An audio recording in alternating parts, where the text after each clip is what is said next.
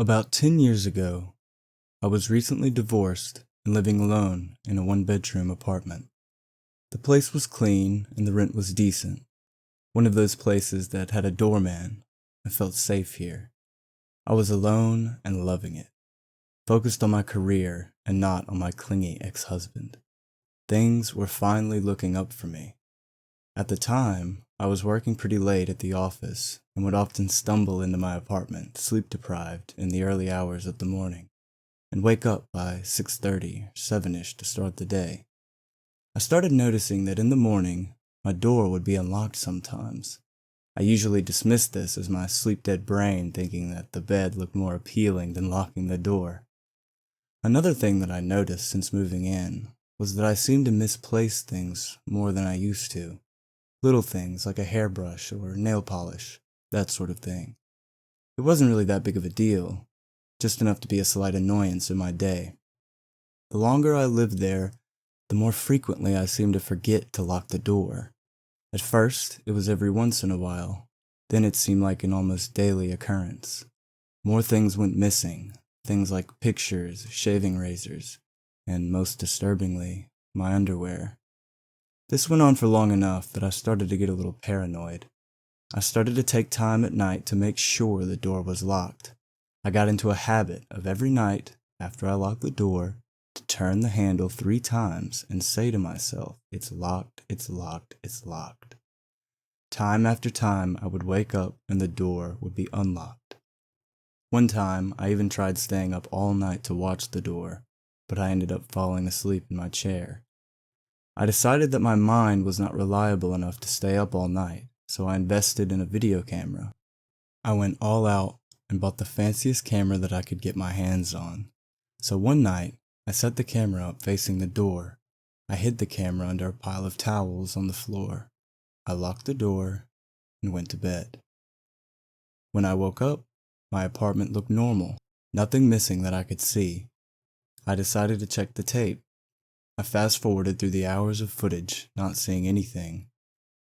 I was just about to give up when I noticed the handle of the door jitter.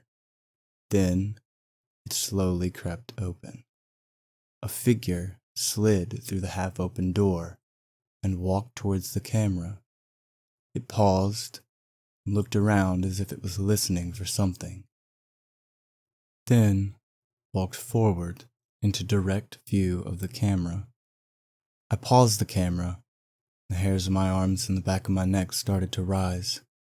I was staring directly into the face of the maintenance man of the building. I could see those big, thick glasses and curly hair. I had no doubt who it was. I played the tape a little more. He looked comfortable as he walked around the apartment. Then he turned, walked towards my bedroom, and out of the view of the camera. I didn't know what to do. Sobbing, I called the police. I tried to explain over the phone, but couldn't. Soon enough, 2 officers arrived at my doorstep. I told them everything and showed them the tape. I remember seeing the blood drain from their faces. They promised me that I was safe and that they were going to get this guy.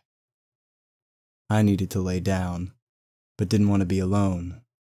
One of the officers offered to stand outside my apartment door as I took a nap. As I was laying in bed, unable to sleep but too drained to move, something kept nagging at me. I lay there for a few minutes, tossing and turning, unable to get comfortable or rest. My mind was racing. Then, realization slowly washed over me, chilled me to the bone. We watched the tape. I saw the man enter my home, but we never saw him leave.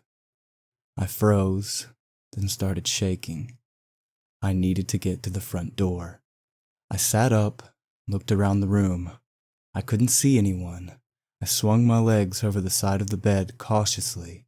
My feet hit the cold wood floor, and I felt warm breath on my ankles. I raced out of the apartment as fast as I could, to the safety of the police officer. He called for backup. They found the man under my bed, clutching a knife and a Polaroid camera. To this day, I cannot sleep alone.